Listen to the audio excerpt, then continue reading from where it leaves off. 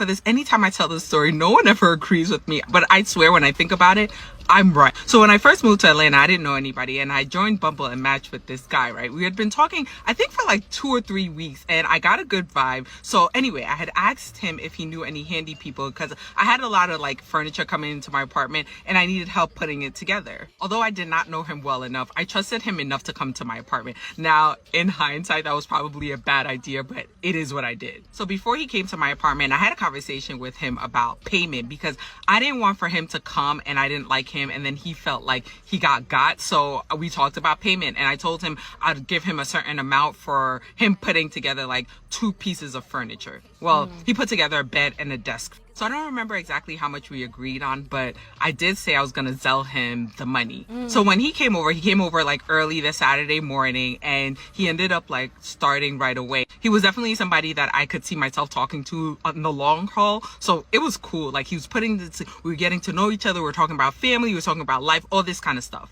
So around lunchtime, I ordered us something to eat. And as we were eating, we were like really talking, right? It was good. So when he was done, he kind of like chilled for like another couple of hours just to like rest. And we were really vibing. And he was like, I would really like to see you again. And I was like, cool. So when he's ready to go, we go outside and he gives me a hug. And then he was like, okay, so I'm going to text you my Zelle information so you can send the payment.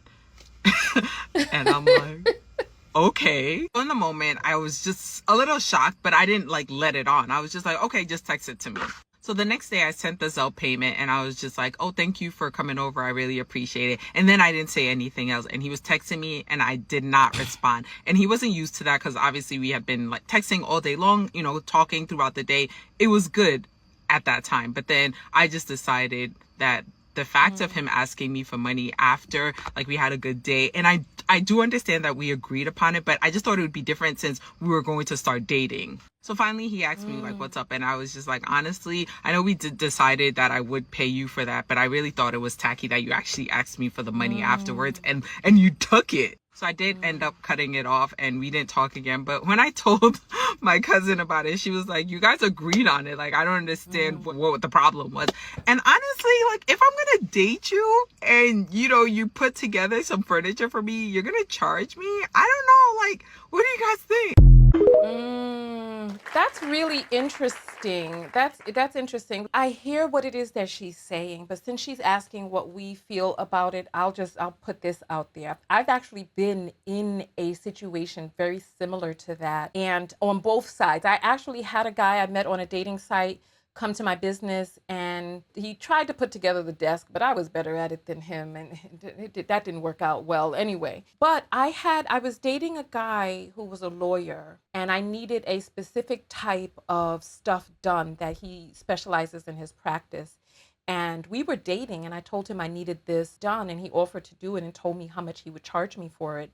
And I had a conversation with him about how I felt about that, about him charging. He was like, well, yeah, but you know, this is what I do for a living. I'm an expert in this. I got the training in this and this and the other. He was like, this is our relationship and this right here is business, right? And I knew what his stance was on it. And so you have to remember when we're dealing with people who come from many different backgrounds and hold many different ideals true. And when we're trying to set up relationships with people, it's important that we communicate so that we know what their ideal or their standard is. And then we can talk about what our ideal or our standard is. One of the things that I find is that when you're in relationship, right, oftentimes you can get a person to see things your way. You can, like, some things people don't have a hard and fast rule on, and then you can talk to them and see whether or not this is something that is a hard and fast rule for them.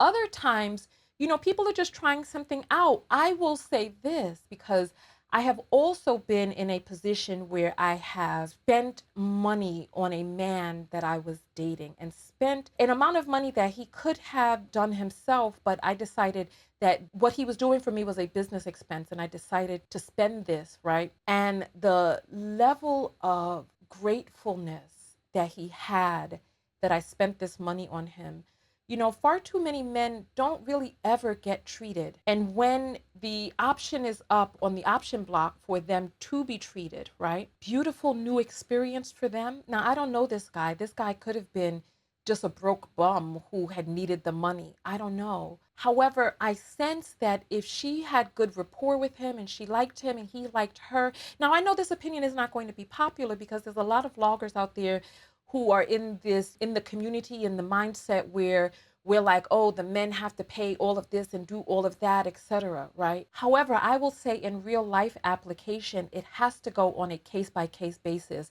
And you have to kind of get a sense for who it is that you are dealing with. And if you do make an agreement in which you offer, you don't really know why he's taking. He could be taking because he wants to feel. So let me tell you, when I invested in this guy that I was dating, when I invested in this money because he wanted to cover the cost, and I was like, no, I was like, the reason I'm paying this is because this is a business expense for me for an amount that I'm investing in this particular business, right? And my goodness, I don't listen. The level of gratitude. So when the shoe is on the other foot, my gracious, how the right type of man goes above and beyond in reciprocating, in making sure that whatever it is that you paid, that you get that and then some, either back in the amount that they spend on you or back in the amount of favors or above and beyond, or just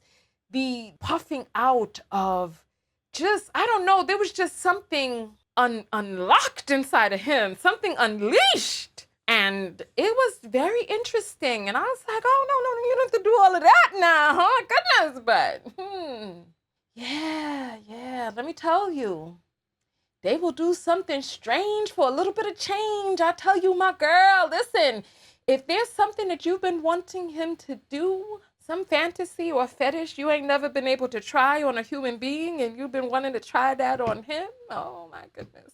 No, listen, I don't know, listen. But that's for the right type of man, that he's going to go above and beyond. So I will say, you never really know. It really depends on the man. I don't know why it is that he took it. I can understand why she would be turned off by him taking the money. And I can understand why he would want to take the money. And I can understand from a woman's point of view why you may occasionally want to open that wallet, but open that wallet after he's opened his several times. And then also, if at the very least, right, you can at least just see where the difference in perspective is and just kind of go from there. But communication is queen. You have to talk to people. You have to see where their head is out. Nothing is cut and dry. Nothing. Be a part of the live show with thousands of other viewers. Go to TonyaTKO.com/text and join the text notification squad and get a text whenever I go live. Support the show and yourself, and I'll see you on the next live broadcast.